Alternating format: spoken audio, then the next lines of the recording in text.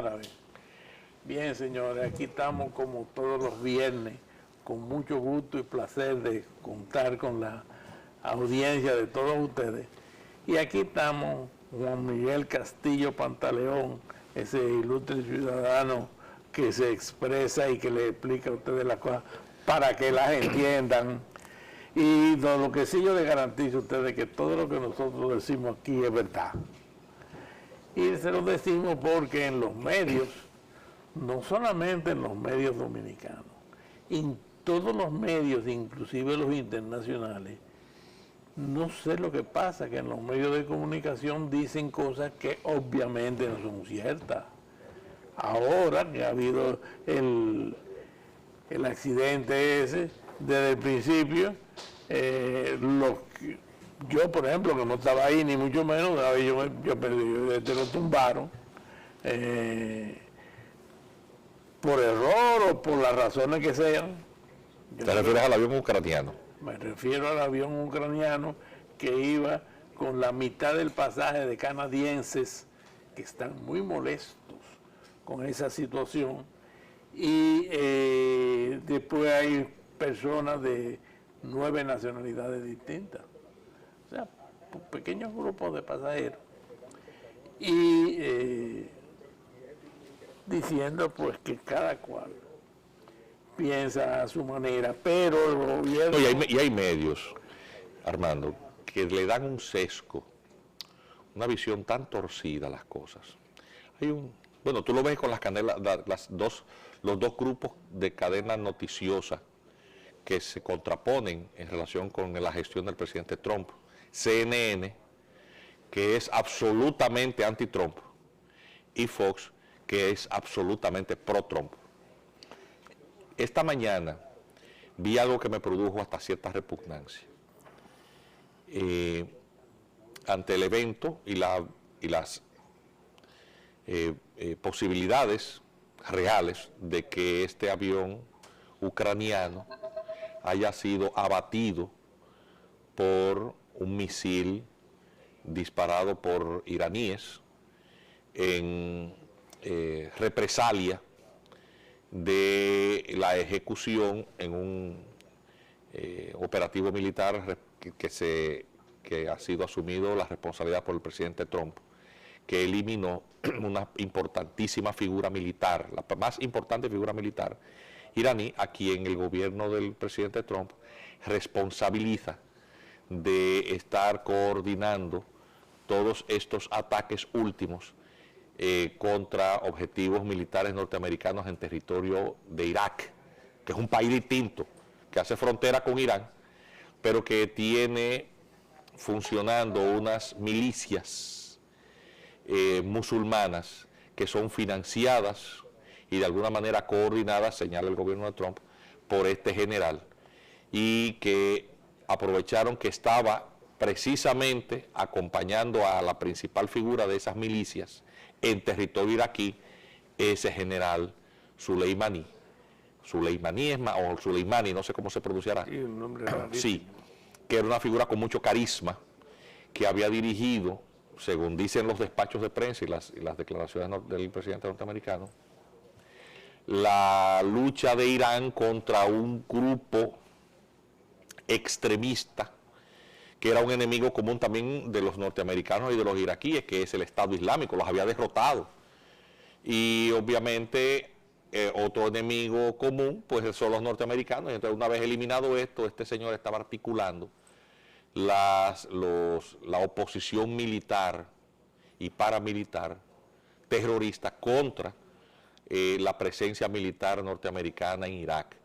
Y entonces eso produjo en algún momento, es lo que señalaba como memorial, los últimos capítulos del Memorial de Agravios, había producido ya la muerte en uno de esos atentados a un contratista norteamericano, un mercenario, y posteriormente un atentado contra la embajada norteamericana en Bagdad, es decir, en Irak.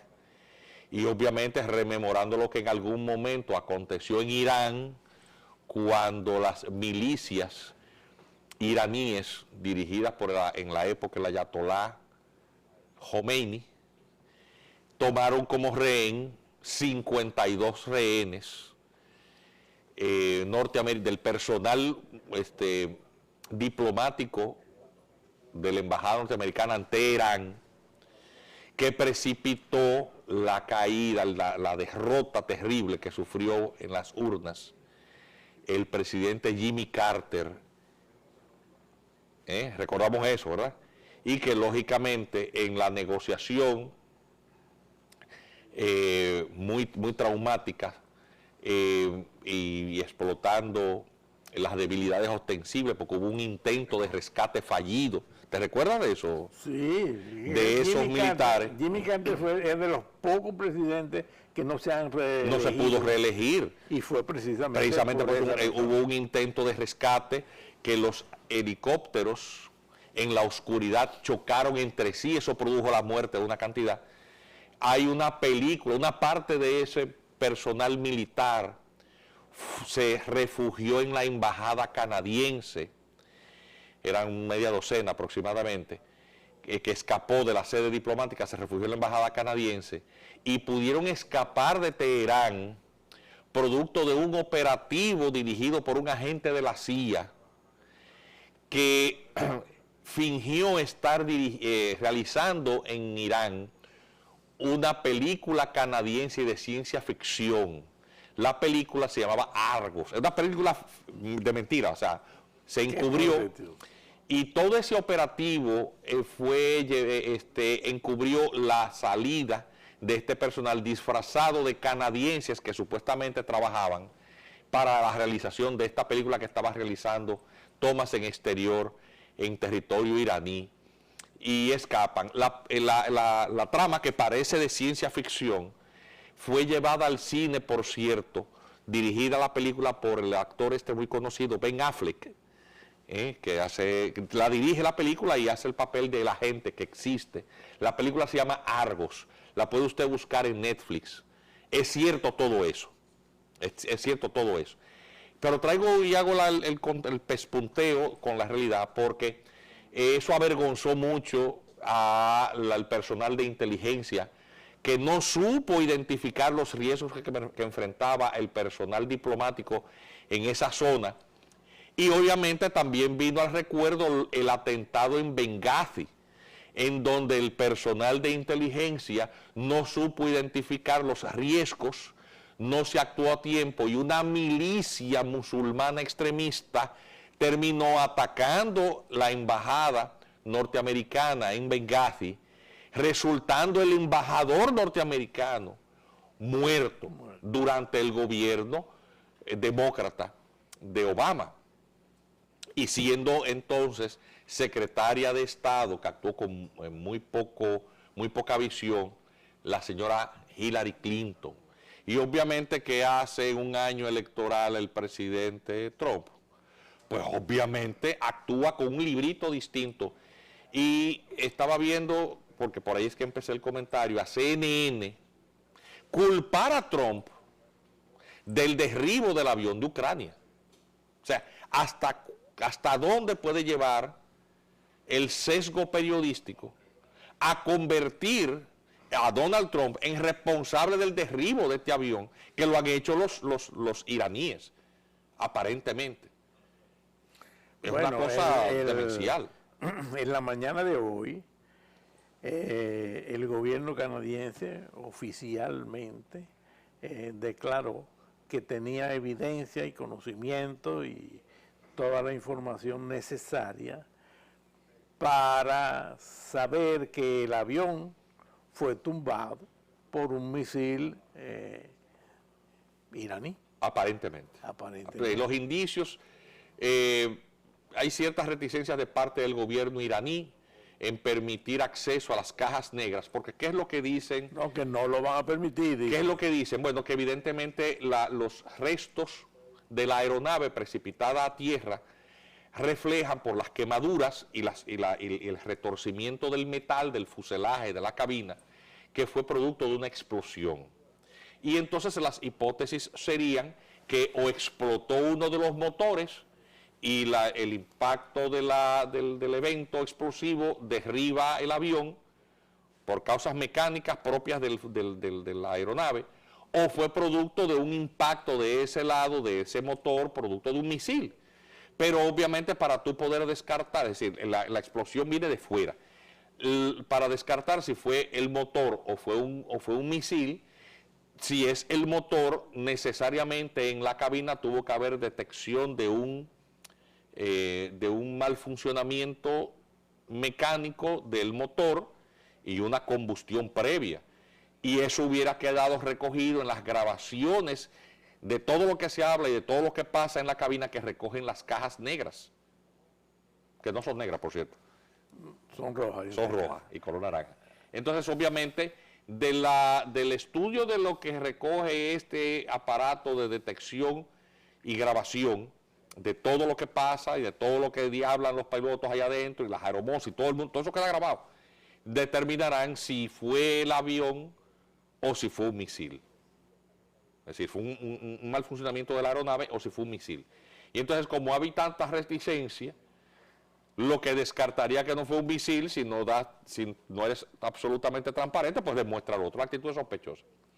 Mientras tanto, yo te quería señalar que hay nerviosismo de parte de todos los gobiernos, hasta el punto en que se ha pasado por la televisión un pequeño corto donde está Trump, que llega a un aeropuerto, se ve su avión detrás, se baja, habla con alguien grita algo y él pero que no se sabe, porque hay tanto fake news.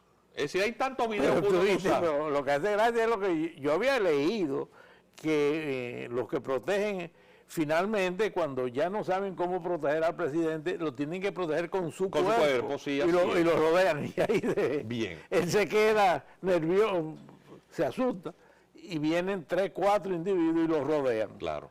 Pero bueno, lo importante... hasta dónde llega el temor de que en cualquier momento pase eso. Sí. Señores, buenas tardes. Hoy estamos hablando de un tema que no tiene que ver con lo que usualmente abordamos en el comité. Gracias por la fidelidad de su sintonía, como todos los viernes, efectivamente, el doctor Armando Armentero, presidente del Comité Dominicano por la Solidaridad Internacional con Haití, quien les habla, doctor Castillo Pantaleón. Pues venimos dándole seguimiento a todos los desafíos que implica para la República Dominicana la situación insular con Haití, una nación con la que compartimos el territorio, un estado fallido que está en una situación de secular, es decir, desde hace siglos, inestabilidad, y obviamente eso genera una amenaza permanente para la paz y la seguridad de la República Dominicana, porque recibe de Haití una migración que compromete sus destinos. Y obviamente el comité hace una lectura de todo lo que acontece con relación a Haití, reclama a la comunidad internacional y a las políticas estatales interiores en la República Dominicana que toda forma de solidaridad nacional o internacional se realice del lado haitiano, porque en República Dominicana no pueden ni siquiera en la imaginación suponer que pueden encontrarse respuestas a estos problemas que rebasan nuestras capacidades. De eso es que se trata lo que hace el comité. El comité hizo una propuesta el 16 de diciembre, aprovechando que el Estado Dominicano tiene un puesto no permanente en el Consejo de Seguridad, hizo una comunicación pública que va a llevar personalmente a los candidatos presidenciales que tengan la disposición de recibir esa sugerencia, que es una propuesta en el marco del derecho internacional público, que fue muy bien elaborada por miembros del comité, que tenemos cierta especialidad en el campo del derecho internacional público, derechos humanos, derecho de las migraciones, que somos profesores universitarios, que tenemos PhD. Hicimos una propuesta a manera de es como si fuera una consultoría, con una sugerencia muy, muy concreta, muy específica para ver si el Estado la reivindicaba, y hacíamos la propuesta pública de que le pedíamos al liderazgo político que dejara de lado las diatribas y las rivalidades, porque eso es un tema de país que rebasa el tema electoral. Esperemos que en algún momento estos candidatos nos reciban, el canciller nos reciba, y si no quiere recibirse, lo vamos a dejar en correspondencia, porque nosotros no andamos tampoco atrás de ningún político medrando, porque no es un tema de interés y no queremos que se nos malinterprete. Ojalá y el presidente Fernández nos reciba, el presidente Medina ojalá y nos quisiera recibir, el canciller, el presidente bueno, no es presidente, pero aspira a presidente, Abinader, que nos quiera recibir, el Gonzalo, el candidato del gobierno, a todo el que tenga posibilidad de llegar. Obviamente no hay una realidad electoral, no queremos con eso hacer sentir mal a los demás, las demás figuras de la política que aspiran a la presidencia, pero realmente hay que las encuestas te dicen quiénes tienen y no tienen realmente en la intención del voto posibilidad real de competir. Entonces, bueno, si ellos se interesan también y nos contactan con muchísimo gusto, podríamos explicarles los alcances de lo que estamos proponiendo. Pero obviamente es un tema de políticas públicas y de una propuesta que habría que hacer en el seno del Consejo de Seguridad. Le pedí a Teófilo, por favor, muy importante esto todavía no ha salido en la prensa. En Naciones Unidas, el Consejo de Seguridad, con fecha de ayer pero publicada hoy, hace pública una declaración con respecto a Haití. ¿Podemos ponerla en pantalla, por favor? Esa es la página de la ONU, específicamente del Consejo de Seguridad, quien hace público esta información que voy a pedir que me la dejen fija ahí para leer el contexto. La nota de prensa de Naciones Unidas dice: Haití precisa conformar un gobierno que responda a las necesidades de la gente. Y el cuerpo de la información es corta, tiene fecha de ayer, dice el LIT: el Consejo de Seguridad reiteró la urgencia de que los actores políticos del país dialoguen y actúen con celeridad para superar el actual impasse político.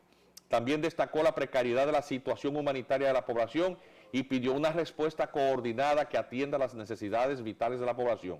El Consejo de Seguridad de la ONU expresó preocupación en esta nota de prensa por el estancamiento político que atraviesa Haití en la actualidad e insistió en el imperativo de que todos los participantes en la escena política emprendan un diálogo incluyente y abierto para formar un nuevo gobierno que responda a las necesidades del pueblo haitiano sin más demora.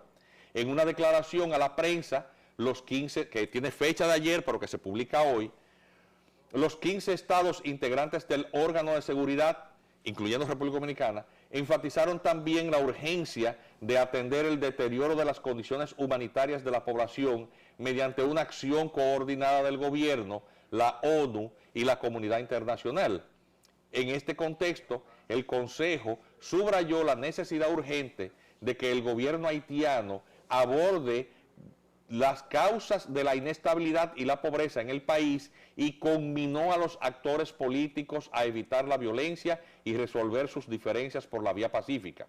Entonces dice otro LIT: violencia y rendición de cuentas. Este comunicado que estoy leyendo dice: asimismo destacó la importancia de garantizar que los responsables de los recientes brotes de violencia sean procesados y que se haga justicia para las víctimas. Entre los casos que deben investigarse, se refirió el Consejo de Seguridad a los cruentos eventos del 13 y el 14 de noviembre del año 2018, es decir, de hace un año, en la localidad de La Saline, que son aquellos cadáveres que aparecieron en un basurero, no sé si recuerdan los televidentes, eso que lo comentamos mucho aquí en el programa, y del 4 al 7 de noviembre de 2019 en Bel Air, un vecindario de la capital del país, Puerto Príncipe, que también analizamos eso y lo anunciamos aquí.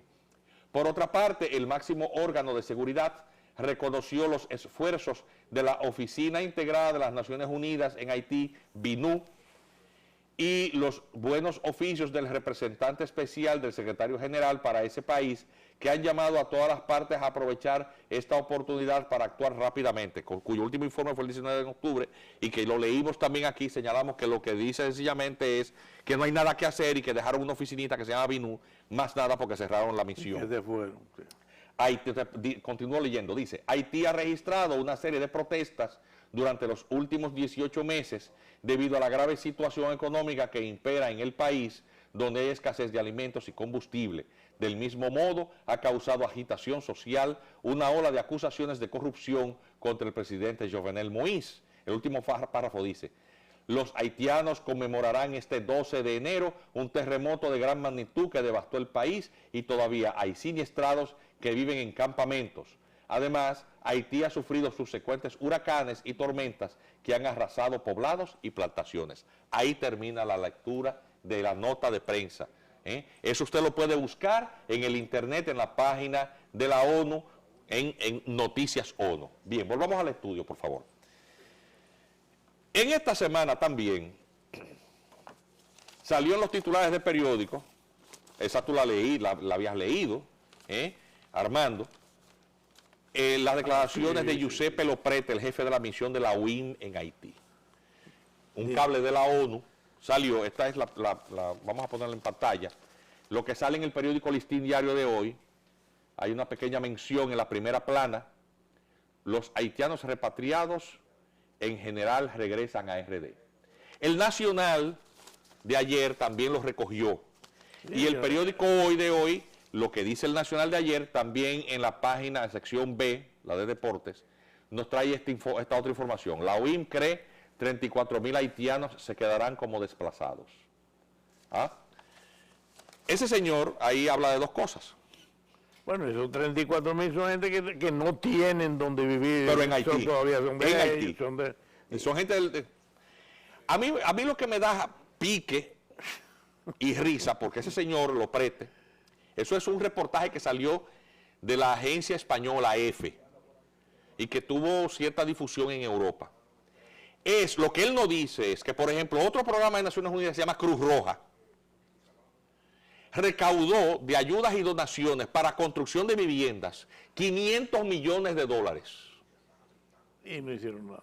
Y construyeron, para hacer una licitación, las firmas contratistas que querían participar en la licitación, es decir, los ingenieros que iban a ganar, a manejar esos $500 millones, 6 casitas prototipo, 6 casitas modelo, para que la Cruz Roja eligiera cuál era el modelo. Obviamente, como eran prototipos, no tenían ni agua ni electricidad. Bueno, estos son los modelitos. ¿Saben qué pasó con los $500 millones? Se fueron. Desaparecieron. Nunca Cruz Roja rindió cuenta de qué hizo con esos $500 millones que recibió. Y la única cosa que quedó de eso fue el anuncio de la licitación y las 6 casitas que están habitadas por varias familias, sin agua ni electricidad. Eso es Naciones Unidas. De eso, ese señor de la OIM no habla. Habla de 34.000 personas, pónganmelo otra vez, ese señor. Y después pasa él, ese señor, a hablar del flujo migratorio de los haitianos, y habla de Bahamas y habla de la República Dominicana. Dice que está monitoreando, estudiando. Entonces le llama la atención al Estado Dominicano porque dice que no vale la pena que los repatrien cuando entran ilegalmente. Porque ellos lo que han detectado es que hasta el mismo día se devuelven. Es decir, él quiere que tampoco lo repatrien. Porque él no dice qué es lo que están haciendo. Dice, bueno, que allá ayudan, que alquilen y a ver dónde los ubican allá adentro para que no tengan... Pero con un desgano. Además, tampoco hacen nada positivo. Naciones Unidas, la única cosa, y leí del comunicado, la nota de prensa que publicamos, también hace una mención marginal, no menciona qué pasó con la misión MINUSTAH. MINUSTAH lo que le dejó a Haití después de manejarse $12 billones en donativos, más lo que costó eso junto a otras muchas misiones para la reconstrucción de la democracia de Haití, que dice Ricardo Seitenfus, ex representante de la OEA permanente en Haití, que es destituido luego que denuncia cómo fue que pusieron a Martelly en una entrevista. Aquí trajimos eso, y hemos puesto la entrevista que le hizo Jorge Gestoso en CNN en español. Busque Jorge Gestoso con G, guión o espacio, Ricardo Seitenfus, como suena, búsquelo, CNN, y busque esa entrevista en internet. Porque él la entrevista la hace después que lo han votado, porque eso le costó el empleo, que viven muy bien esos funcionarios de los sistemas multilaterales. Sí, tienen muchísimo. Viven como millonarios. Él se quejó después que lo votaron por él denunciar cómo fue que impusieron a Martelly para manejar todos esos cuartos. Y él en sus libros, en su ensayo, que primero lo publica en portugués, en Brasil, pues lo publicó en Brasil, él es brasilero. Y luego en castellano, yo tengo las 2 ediciones, la de español y la primera, la portuguesa. Él dice que se ha gastado $30 billones, usted lo suma a los otros 2 y son 42. El Petrocaribe dice que son 7.000 millones. Para que ustedes vean los billones que ha dejado el desastre de Haití. Y no han construido una escuela. Sí le dejó, MINUSTAH le dejó a Haití cólera de una cepa, por cierto, nepalí. Nepalí viene de Nepal, porque había un contingente de Nepal, eso queda al lado de la India. Lo que lo llevaron allá. Y entonces, sí, en el campamento militar, agarraron las aguas negras, las cloacas de los baños de los guardias de Nepal y se fueron a la principal afluente que alimentaba las aguas de la población haitiana y le echaron esa esos excrementos infectados, se le echaron a donde la gente bebía agua. Entonces obviamente hubo una epidemia de cólera que mató miles de haitianos y creó una crisis fitosanitaria en los dos países, porque eso nos costó a nosotros muchos miles de millones también. ¿Cuánto gastó salud pública en eso? Nunca se sabrá. Nunca se sabrá. Ni tampoco habla de la cantidad de violaciones sexuales. Ahí iba yo, porque ahora están los chilenos que estaban en la zona de Cabo Haitiano, que resulta que pedían a las jovencitas haitianas, sí, a las niñas, relaciones sexuales a cambio de algunos alimentos. Un mendigo de pan. 455 niños han contado abandonados por la edad que tienen, entre 2 y 5 años. Y le dicen los petit minustas. Hijos por el color y la mezcla que han hecho de los chilenos, y ahora en Chile están queriendo saber qué van a hacer. Te faltan los uruguayos y te faltan los brasileños, porque eso fue lo que dejó Naciones Unidas allá. Entonces nosotros en el comité hicimos una propuesta con un enfoque totalmente distinto al que ha hecho y ha planteado el Consejo de Seguridad.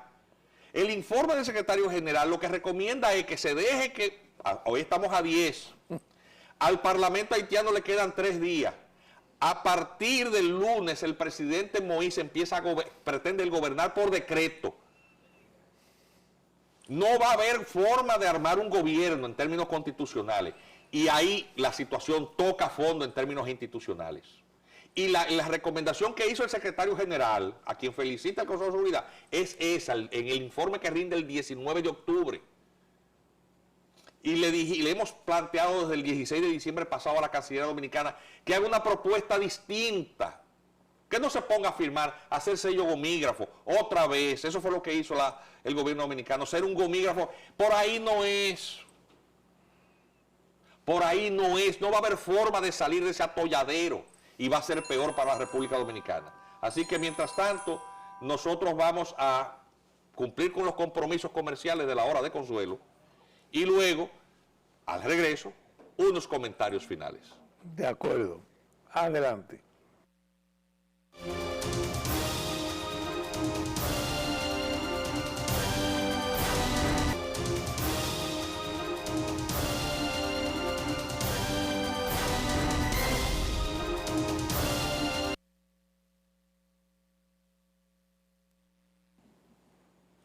El próximo domingo, señores, van a ser 10 años del terremoto de Haití. ¿Cuáles han sido las conclusiones de eso? ¿Cómo ha evolucionado él? Pues miren, señores, hay 34,000 todavía refugiados del terremoto. Aquí nosotros hemos sufrido miles de casos de infecciosos, de enfermedades. Ahora mismo todavía tenemos un grave brote de paludismo que está afectando los 3 brazos, etcétera. La tuberculosis ha causado trastorno porque es peligrosísima y todo lo demás ha sido negativo. Hemos visto cómo se ha caído el sistema sanitario de la República Dominicana y cómo han seguido enfermándose la gente en nuestro país. Y en Haití, acaban ustedes de oír que no solamente ha habido todas estas enfermedades, sino la cantidad de niños que han nacido, hijos de soldados que Dios sabe de dónde han venido y que unos han causado enfermedades peligrosísimas y los otros también. Lo grande es, Armando, este programa tiene tanto tiempo haciéndose. El comité tiene desde el 94 lidiando con esto. Sí, señor. Ustedes se recuerdan la denuncia que nosotros hicimos sobre las suplantaciones de las madres de estos niños haitianos utilizando la identidad de madres dominicanas, a veces mujeres fallecidas, y otras sencillamente robo de identidad pura y simple. También tiene que ver con esa distorsión que viene siendo de manera integral afectando todo el sistema de identidad dominicana. Y más aún, otra situación que se dio, la cantidad de niños huérfanos cuyos padres fallecieron, como no hay sistema de identidades, los muchachos no tienen papeles, la cantidad de niños que fueron traídos a los hospitales dominicanos sin estar acompañados, obviamente en una situación humanitaria, que no se sabe quiénes son sus padres, si están vivos o no se sabe, pero quedaron aquí y el CONANI quedó con una gran cantidad de niños huérfanos o de padres desconocidos que alcanzaron la mayoría de edad. República Dominicana los acogió, los alimentó, los curó, los educó y quedaron viviendo entre nosotros. Son niños expósitos. Y ustedes no se recuerdan lo que, bueno, el comité hizo una propuesta muy seria en su momento. ¿Qué apellido darles a esos niños? Ustedes no se recuerdan de eso. La única entidad que hizo una propuesta seria de cómo abordar eso, porque a la Junta se le ocurrió estar asignándole apellido de familia dominicana. Sí. Hizo un listado.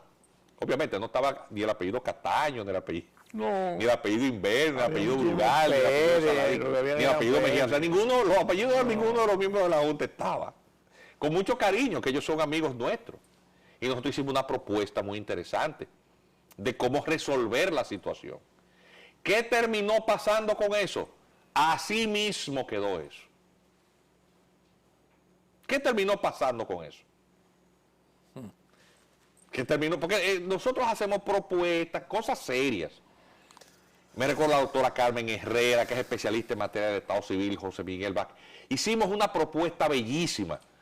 Se los regalamos a la Junta. Esa consultoría se la regaló el comité a la Junta. ¿Qué terminó pasando con eso? Lo mismo que termina pasando siempre. Nada. Entonces, estamos recordando, se cumplen 10 años, como menciona Armando. Y miremos toda la secuela de cosas que han pasado en 10 años. A Haití se la han robado 20 veces. Digo, 20 veces en el sentido de que con el dinero que se han robado, que han malversado, se lo han robado todo, porque no que han mal administrado. De la rapiña de los contratos de construcción participaron hasta empresas dominicanas. Hasta empresas dominicanas.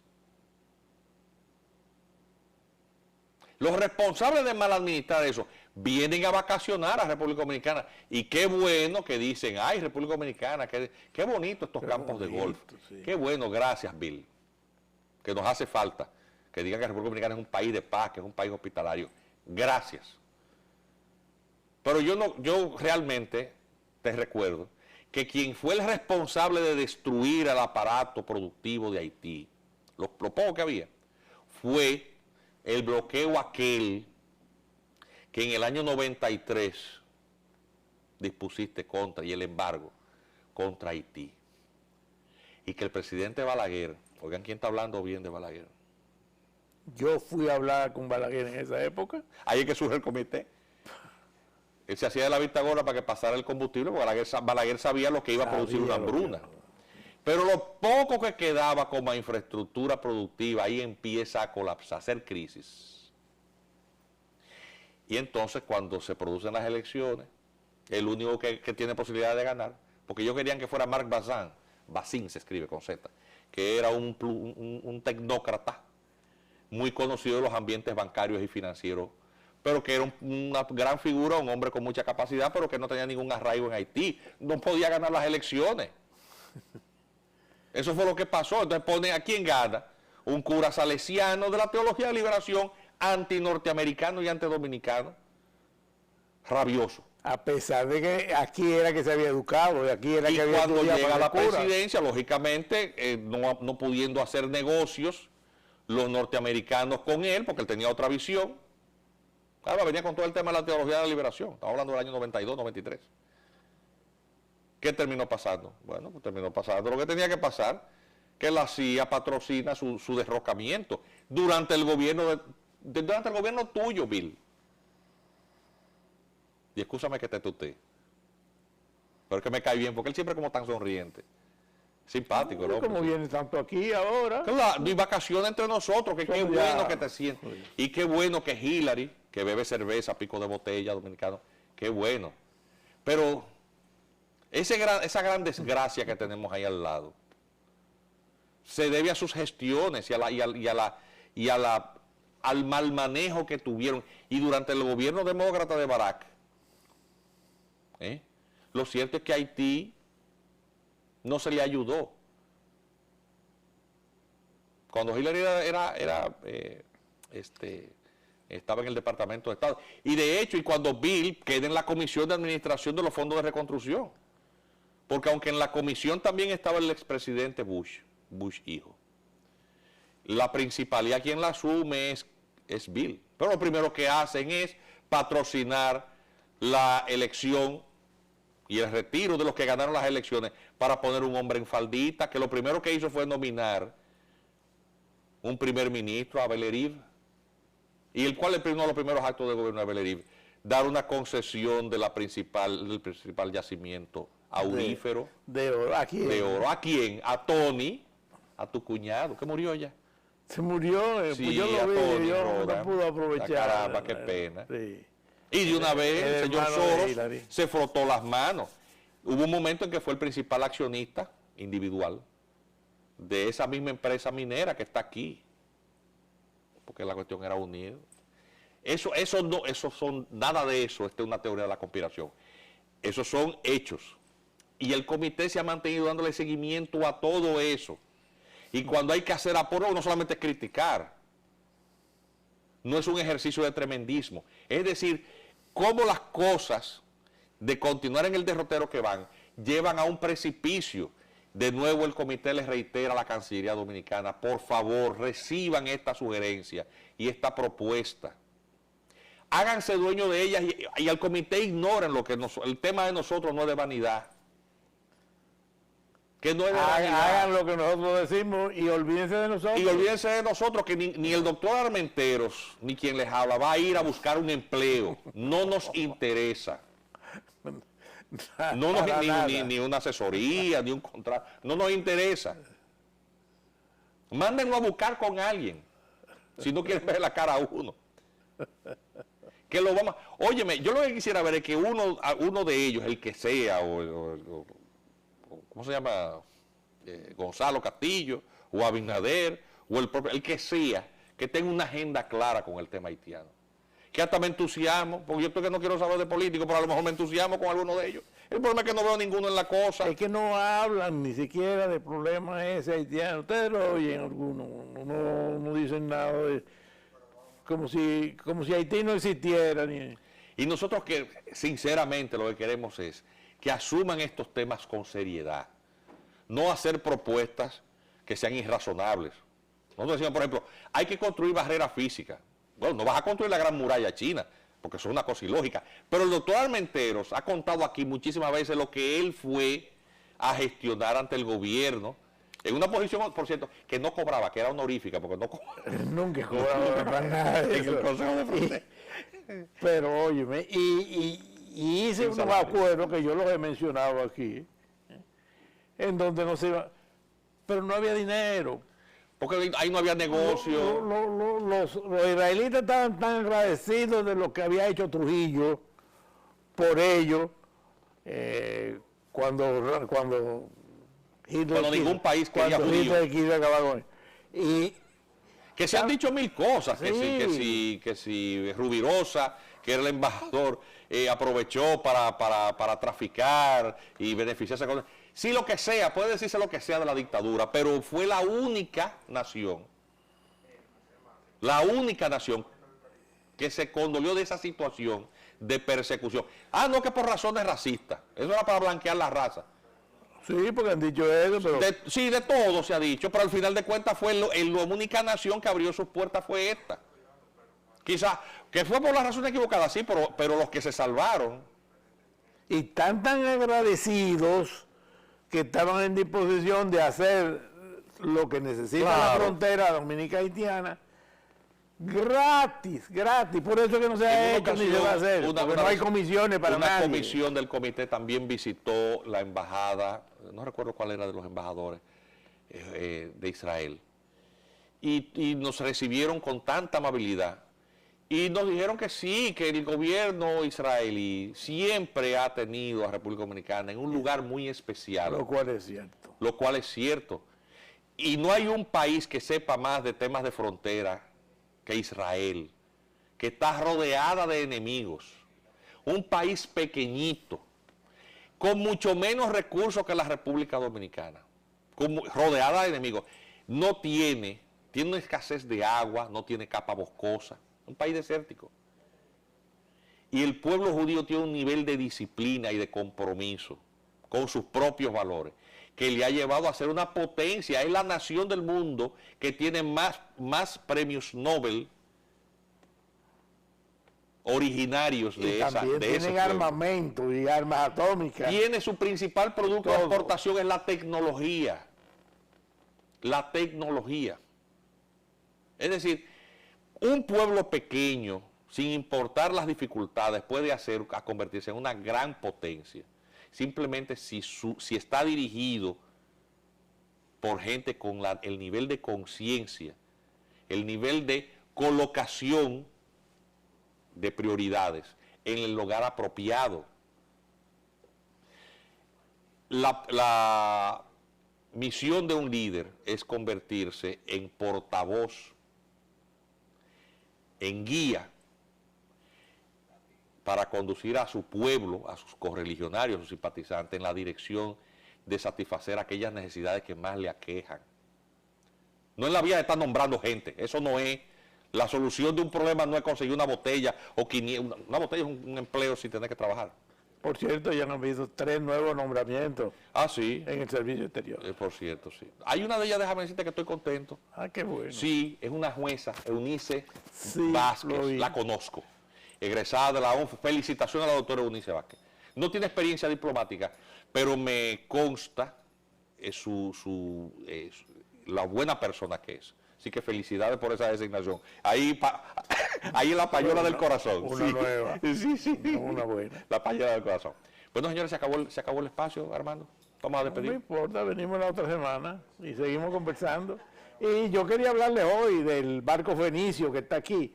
Porque como hemos hablado de Irán, Irak y todo eso es parte. ¿Hablamos de los fenicios la semana que viene? Vamos la semana que viene, si acaso, a hablar de los fenicios. Y los que quieran pueden ir a ver el barco fenicio que está ahí y conversar con las 12 personas que cruzaron el Atlántico en el barco fenicio, de los cuales hay 2 son mujeres. Una de ellas es médico, que era la que va a hacer los papeles, la otra es árabe, y hablan varios idiomas, y 10 de distintas nacionalidades. Qué bien. Vayan a conocer para que busquen la historia, los fenicios, y se recuerden en eso, porque vinieron, dicen ellos, 1200 años antes que Colón. Y me dijeron.